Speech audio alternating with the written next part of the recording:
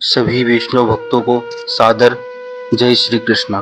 तुंगभद्रा नदी के किनारे आत्मदेव नाम का एक ब्राह्मण रहता था।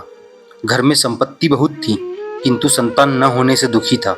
संतति के लिए उसने बहुत प्रयत्न किए, सफलता मिली नहीं। एक दिन वह आत्महत्या करने के लिए गया। थोड़ा विचार करने पर ध्यान में आएगा कि हम सभी जीव आत्मदेव जैसे ही हैं। आत्मा को देव होने की इच्छा है, सभी आत्मदेव है। नर को नारायण के चरणों में ही शांति मिलती है। जीव को शिव होने की इच्छा है, आत्मा को देव बनने की इच्छा है। जिसका जीवन दिव्य है, जो सब में देव का दर्शन करता है, वह देव हो जाता है। तुंगभद्रा नदी के किनारे आत्मदेव रहता है। भद्र शब्द का अर्थ होता है कल्याण और तुंग शब्द का अर्थ है अतिशय। अतिशय कल्याण करने वाली नदी मानव काया है। नर करे करनी ऐसी तो नारायण हो जाता है। मानव देव हो तो क्या आश्चर्य है। मानव को भगवान ने ऐसी शक्ति दी है कि मानव दूसरे को भी देव बना सकता है। आत्मा को देव बनने की इच्छा है। सभी जीव आत्मदेव के समान हैं। तुंगभद्रा नदी के किनारे रहते हैं। तुंगभद्रा नदी मानव काया ही है। आत्मदेव की पत्नी का नाम बताया है धुंधुली। जीव जो है वह धुंधली का पति है। महर्षि व्यास ने जो वर्णन किया है, वह सभी वर्णन अपनी बुद्धि पर घटता है। बुद्धि कैसी है? बुद्धि संसार का विचार करती है। संसार जिसने बनाया है उसका विचार नहीं करती है। जगत का विचार करने से क्या लाभ? जगत में जो कुछ है सब अच्छा है। जगत में कुछ खराब नहीं है और श्री कृष्ण के बिना कुछ अच्छा भी नहीं है। बुद्धि अपने स्वरूप का विचार नहीं करती। मैं कौन हूँ, मैं कैसा हूँ, मैं कहाँ से आया हूँ, मुझे कहाँ जाना है। मानव जगत को देखता है, मानव अपने स्वरूप को देखता नहीं है। जगत कैसा है उसका विचार वह करता है, उससे क्या लाभ है? सभी की बुद्धि धुंधली जैसी है। संसार की बातें सुनने में मजा आता है। जो कामसुख का चिंतन करता है वह क्रूर हो जाता है। कामसुख का चिंतन करने से हृदय कठिन हो जाता है। कामसुख का संकल्प करने से जीव अपने को बांध लेता है। सभी जीव की बुद्धि प्रायः ऐसी होती है। काम सुख का जो चिंतन करता है वह कपटी हो जाता है, हृदय क्रूर बन जाता है। भगवान की सेवा पूजा में, भगवान के नाम में, कीर्तन में आंख में आंसू क्यों नहीं आते? हृदय क्यों पिघलता नहीं है? हृदय पत्थर के जैसा कठिन है। काम सुख का चिंतन करने से हृदय क्रूर हो जाता है। मानव की बुद्धि धुंधली की जैसी है। सभी जीव धुंधली के पति है। जीव का संबंध बुद्धि धुंधली के साथ हुआ है। सत्संग करे तो विवेक रूपी सत्पुत्र का जन्म हो। उसने सत्संग नहीं किया है। बिनु सत्संग विवेक न होई, राम कृपा बिनु सुलभ न सोई। विवेक ही सत्पुत्र है। वह विवेक रूपी सत्पुत्र जीवात्मा को भगवान के चरणों में ले जाता है। पुत्र शब्द का अर्थ होता है जो भगवान के चरणों में ले जाता है, जो दुर्गति से बचाता है, वह विवेक ही सत्पुत्र है। विवेक रूपी सत्पुत्र सत्संग करने से मिलता है, संपत्ति से नहीं। आपने संपत्ति का बहुत उपयोग किया हो और सत्संग नहीं किया हो तो व्यर्थ है। जिसको विवेक नहीं है वह संसार नदी में डूबकर मर जाता है। आत्महत्या करने के लिए गया है। भगवान की थोड़ी कृपा हुई, एक संत का दर्शन हुआ। संत का ऐसा नियम था कि 5 गृहस्थों के घर से मधुकरी मांगते थे। मधुकरी में जो कुछ मिले उसे गंगा जी में डुबाते, शुद्ध करते। उसके बाद स्वाद छोड़ करके भिक्षा खाते थे। आत्मदेव वहां आत्महत्या करने के लिए आया। संत ने देखा यह कोई दुखी है। संत ने कहा, ये प्रसाद लो, मध्याह्न काल हुआ है, पहले प्रसाद लो, फिर तुम्हारे सुख दुख की मैं बातें सुनूंगा। उसने कहा, महाराज घर में खाने का तो बहुत है, खाने वाला कोई नहीं है, इसलिए मैं मरने के लिए आया हूँ, मैं आत्महत्या करने के लिए आया हूँ। मेरे घर में पुत्र नहीं है। संत ने समझाया, पुत्र नहीं है तो अच्छा है, अपना कल्याण तुम्हें स्वयं करना है। तेरा पुत्र क्या करेगा? अपना श्राद्ध स्वयं ही करना है। कलयुग के पुत्र ऐसे होते हैं, उनको माता पिता का श्राद्ध करने की फुर्सत नहीं होती, श्राद्ध करने की इच्छा नहीं होती है। माता पिता के उपकार को भूल जाते हैं। शरीर में जो रुधिर है वह माता ने दिया है। शरीर में जो हड्डी और मांस है वह पिता ने दिया है। माता पिता के उपकार को कभी भूलना नहीं, श्राद्ध करना चाहिए। संत ने समझाया, अरे पुत्र श्राद्ध करेगा मेरा उद्धार होगा, ऐसी आशा रखना ही नहीं। अपना श्राद्ध तुम्हें स्वयं ही करना है, अपना पिंडदान तुम्हें स्वयं ही करना है। शरीर को पिंड कहते हैं। शरीर पिंड परमात्मा को अर्पण करना है। आपको आपका पुत्र पिंडदान करे या ना करे, पिंडदान अपने हाथ से ही करना है। बाद में पुत्र करे तो ठीक है, ना करे तो अच्छा है। अपना श्राद्ध तुम्हें तुम्हें ही करना है। शरीर पिंड परमात्मा को अर्पण करना है। वैष्णव इसलिए गले में तुलसी कंठी धारण करते हैं। ये शरीर भोग के लिए नहीं है, यह शरीर भगवान को अर्पण हो गया है। जिस वस्तु में आप तुलसी पत्र रखते हो वह कृष्णार्पण हो जाती है। तुलसी पत्र के बिना भगवान स्वीकार नहीं करते। गले में तुलसी की माला धारण करने का अर्थ यह है कि यह शरीर अब भगवान को अर्पण हो गया है। शरीर भगवान का है, शरीर भगवान के लिए है, शरीर अब भोगों के लिए नहीं है। बहुत से लोग गले में तुलसी कंठी तो धारण करते हैं, इसका अर्थ नहीं समझते। अपना पिंडदान तुम्हें स्वयं करना पड़ेगा। पुत्र श्राद्ध करेगा मेरा उद्धार होगा, ऐसी आशा रखना ही नहीं। सन्यासी महात्मा ने सुंदर उपदेश दिया। आत्मदेव को अच्छा नहीं लगा। उसने कहा, महाराज पुत्र तो होना ही चाहिए। गोद में बालक हो तो उसके साथ खेलने में बहुत मजा आता है, सुख होता है। आप क्या समझोगे? मुझे पुत्र दो। उसने दुराग्रह किया। संत ने कहा, तुम्हारे भाग्य में पुत्र का सुख नहीं लिखा है, तू दुखी होगा। मैं भली दुखी हो जाऊं, घर में पुत्र होना ही चाहिए। बहुत आग्रह किया। तब संत ने उसको एक फल दिया और कहा, इस फल को घर में ले जाओ और अपनी पत्नी को खिलाओ। फल खाने के बाद पेट में गर्भ रहेगा। गर्भ रहने के बाद दोनों का जीवन पवित्र होना चाहिए। गर्भवती स्त्री के लिए धर्मशास्त्रों में बताया गया है कि गर्भवती स्त्री जैसा कर्म करती है उसके कर्म का असर गर्भ के ऊपर होता है। बालक पेट में आए उसी दिन से उसको अच्छे संस्कार देने की जरूरत है। पुत्र होने से सुख नहीं मिलता, सत्पुत्र होने से सुख मिलता है। उसको अच्छे संस्कार देने चाहिए, दोनों का जीवन पवित्र होना चाहिए। संत ने फल दिया। आत्मदेव फल को लेकर घर में गया है। उसने पत्नी के हाथ में फल दिया, खिलाया नहीं। धुंधली ने कहा, अभी मुझे फुर्सत नहीं है, कल खाऊंगी। आत्मदेव की भूल है यह है कि पत्नी को खिलाया नहीं है। सत्संग में विवेक रूपी फल मिलता है। वह घर में जाकर के अपनी पत्नी मतलब बुद्धि को खिलाना चाहिए। बुद्धि ने फल खाया नहीं। बुद्धि को संसार मीठा लगता है। उसने अपनी छोटी बहन के साथ बातें की है। मुझे फल खाने को कहते हैं, फल खाने से गर्भ रहेगा, पुत्र होगा। मुझे फल खाने की इच्छा नहीं है, मैं बंध्या ही अच्छी हूँ। फल खाने से गर्भ रहेगा, घर का काम होगा नहीं, मैं दुर्बल हो जाऊंगी। पुत्र की माँ को कहाँ शांति है? मेरे यहाँ पुत्र नहीं है, यही अच्छा है। संसार व्यवहार की बातों की संसार का सुख परिणाम में दुख देता है। प्रसूति में दुख है, बालक को बड़ा करने में भी बड़ा दुख है। मैं बंध्या ही अच्छी हूँ। महर्षि व्यास वैराग्य को जागृत करने के लिए महात्म्य में यह कथा वर्णन की है। वैराग्य को प्रकट करना है। संसार का सभी सुख परिणाम में दुख ही देता है। धुंधली ने वह फल खाया नहीं है।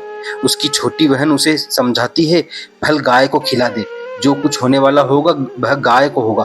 2-4 महीने के बाद मेरे यहाँ बालक होने वाला है, मैं अपना पुत्र तुम्हें दे दूंगी। धुंधली ने वह फल गाय को खिलाया। आत्मदेव के साथ कपट किया है। मैंने फल खाया नहीं है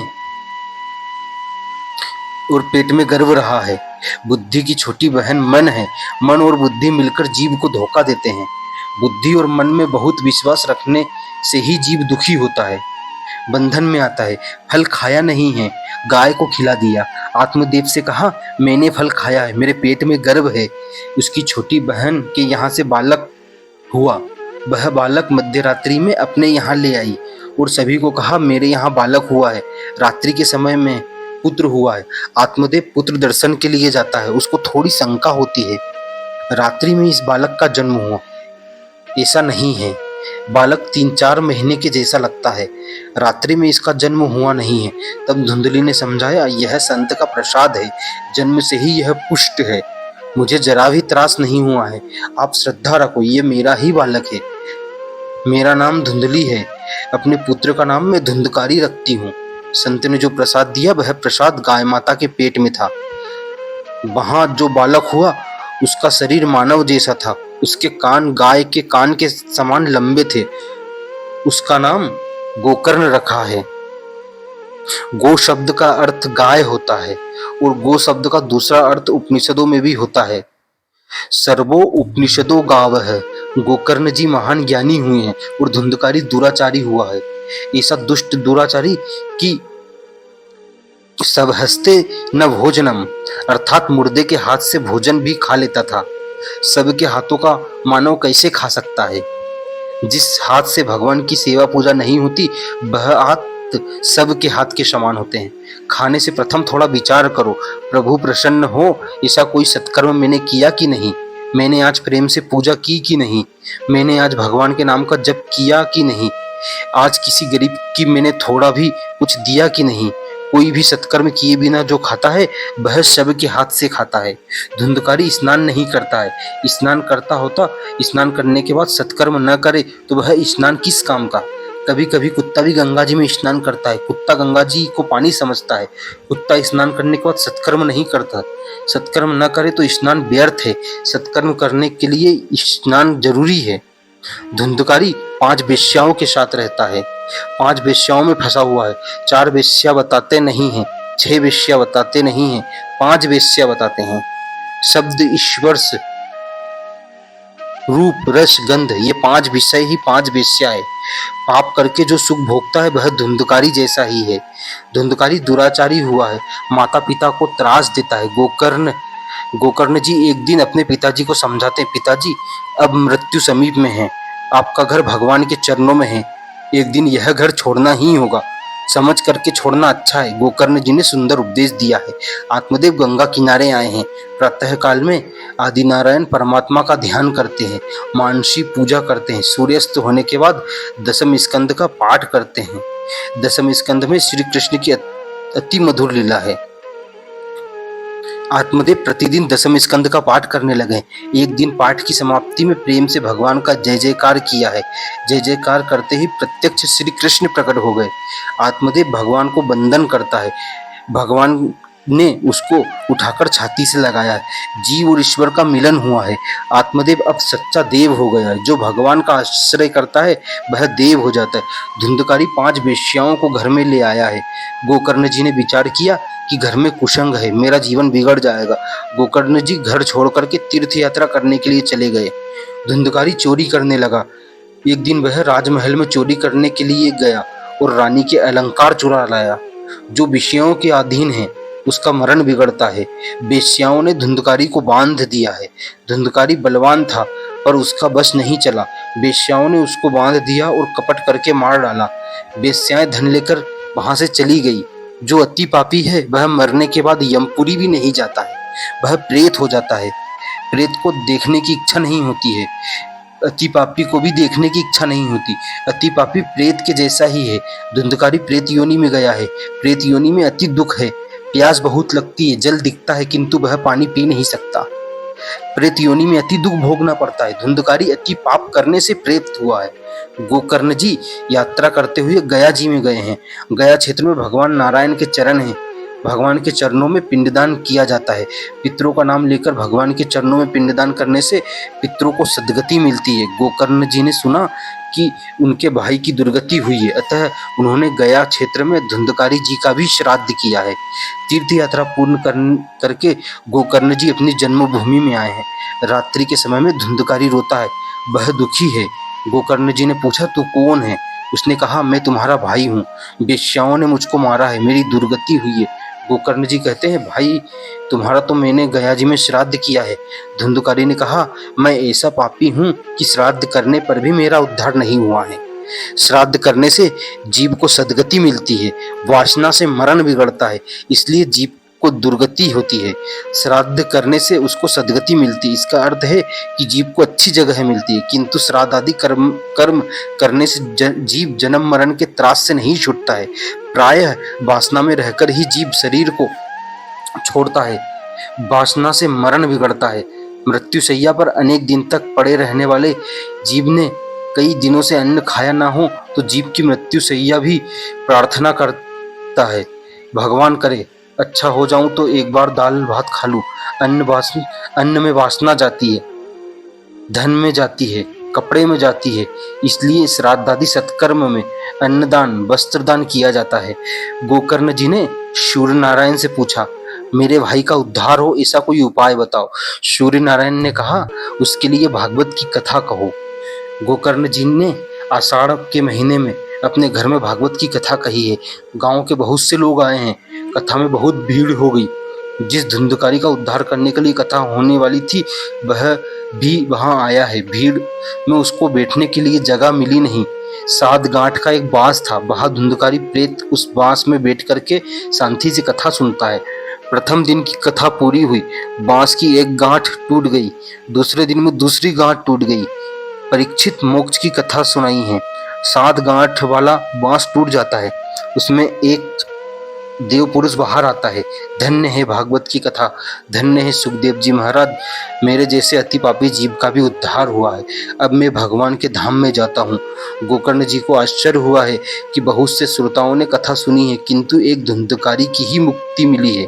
गोकर्ण जी ने भगवान के पार्षदों से पूछा, सभी श्रोताओं के लिए विमान क्यों नहीं आए? पार्षदों ने कहा, इस धुंधकारी ने एकाग्रचित्त से कथा सुनी है। कथा सुनने के बाद उसने बराबर मनन किया है, उपवास करके कथा सुनी है। कथा में उपवास करना आवश्यक है। कितने लोग ऐसा समझते हैं कि उपवास करना अर्थात आलू साबूदाना खाना। आलू साबूदाना खाने से साधारण उपवास होता है। उप शब्द का अर्थ होता है समीप में और वास शब्द का अर्थ होता है रहना। मन से भगवान के चरणों में, भगवान के नाम में जो रहता है उसी का उपवास बराबर होता है। उपवास के दिन अन्न का स्मरण भी ना हो। अन्न का स्मरण करने से उपवास भंग हो जाता है। भगवान के स्मरण में तन्मय होने के लिए उपवास है। धुंधकारी ने एकाग्रचित्त से कथा सुनी है, उपवास किया है। गोकर्ण जी ने पुनः सभी के लिए कल्याण के लिए श्रावण के महीने में कथा कही है। एकाग्रचित्त से सभी कथा सुनते, कथा में आनंद आता है। कथा धीरे धीरे हृदय को विशुद्ध बनाती है। कथा में ज्ञान और वैराग्य के साथ भक्ति महारानी प्रकट हुई है। कृष्ण कीर्तन करती है। कथा से भक्ति पुष्ट होती है, ज्ञान वैराग्य जागृत होते हैं। सनत कुमार जी ने भक्ति महारानी से कहा है, आप वैष्णवों के हृदय में निवास करो। यमराज अपने पार्षदों से कहते हैं, जो भागवत की कथा सुनते हैं वह कभी यमपुरी में नहीं आते हैं, भगवान के धाम में जाते हैं। जीवात्मा को एक बड़ा रोग है, श्री कृष्ण वियोग ही महान रोग है।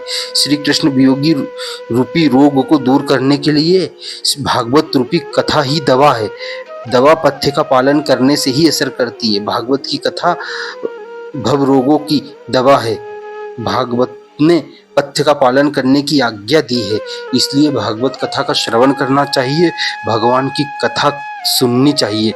इस जैसे धुंधकारी जैसे महान पापी को भी, जो वेश्याओं में लिप्त रहता था, उसे भी आज स्वर्ग मिला है, वो भगवान के चरणों में अनुरक्ति मिली है। इसलिए हम सभी को ध्यानपूर्वक भगवान की कथा सुननी चाहिए। जय श्री कृष्ण।